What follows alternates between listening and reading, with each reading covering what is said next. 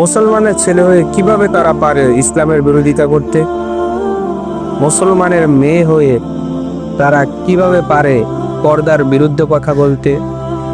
মুসলমানের ছেলে মেয়ে হয়ে তারা ইসলামের বিরুদ্ধে কথা বলে, তারা কিভাবে ভাবে তারা মুসলিম?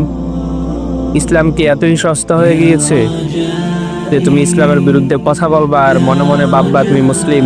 তোমার বাপ দাদা মুসলমান ছিল তাই তুমি মুসলিম? তুমি ইসলাম মানবা না?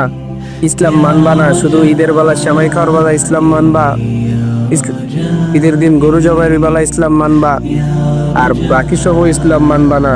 তুমি মুসলিম তোমাকে দাবি করো।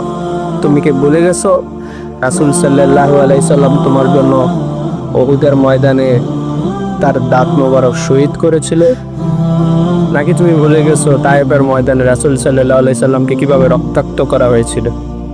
তোমরা কিভাবে দাঁড়াবা রাসূল সাল্লাল্লাহু আলাইহি সাল্লামের সামনে? কিভাবে বলবা ইয়া রাসূলুল্লাহ আমরা আপনার উম্মত, আমাদেরকে সুপারিশ করে জান্নাতে নিয়ে যান? কি মুখ নিয়ে বলবা তখন, যখন তোমার আমলনামা আল্লাহ পাক রাসূল সাল্লাল্লাহু আলাইহি সাল্লামের সামনে দিবে? তখন তুমি কি বলবা?